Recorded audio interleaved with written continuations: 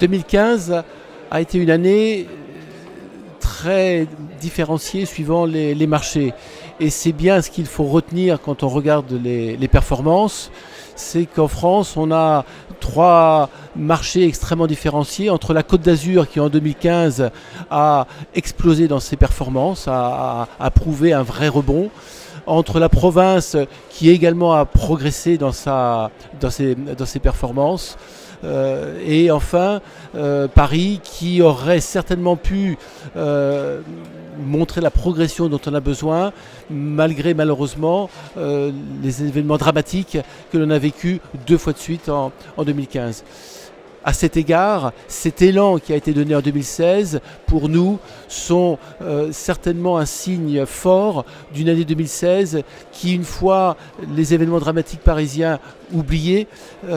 pourront nous permettre d'observer des vraies croissances, aussi bien de taux d'occupation qu'un maintien des prix moyens. Oui, globalement, 2016 sera une année sur laquelle on va conforter cet élan, on va conforter cette croissance. On va avoir certes un début d'année difficile, notamment sur le marché parisien, et a fortiori dès qu'on va monter en gamme ou s'orienter vers des clientèles plus de loisirs. Mais les fondamentaux, ils sont bons. Les fondamentaux, on va avoir une croissance économique qui va un petit peu se conforter. On a une parité euro-dollar qui est en faveur effectivement de la destination France et Europe de manière un petit peu plus générale. On a tous ces éléments, et puis on a également en 2016 on aura le potentiel de report là aussi des clientèles du sud de la rive de la Méditerranée vers la rive nord de la Méditerranée, donc au profit là encore de la Côte d'Azur mais également du reste du territoire. Donc aujourd'hui on perçoit une dynamique qui sera plutôt favorable et on peut anticiper une croissance du marché de l'hôtellerie, une croissance du chiffre d'affaires qui pourrait se situer de 1 à 2,5% sur l'exercice 2016. Les tables rondes que l'on a pu écouter ce matin pendant la conférence ont bien montré que d'une part, tout ce qui est numérique, tous les réseaux sociaux,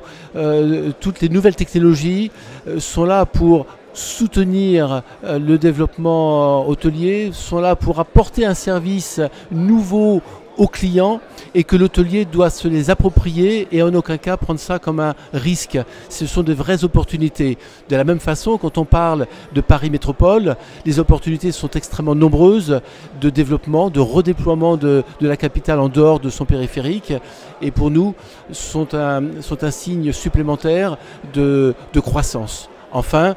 Christophe Desrozeaux a insisté sur le fait que la Caisse des dépôts était là avec les fonds qui ont été imaginés par Laurent Fabius, que la Caisse des dépôts était bien là pour accompagner le développement de la profession tourisme, pour leur permettre non seulement de maintenir leur place de numéro 1 en nombre de touristes, mais de croître et encore d'améliorer en quelque sorte leur service grâce à des financements qui d'ailleurs ont bien été soulignés par BPI France quand Pedro Novo s'est exprimé.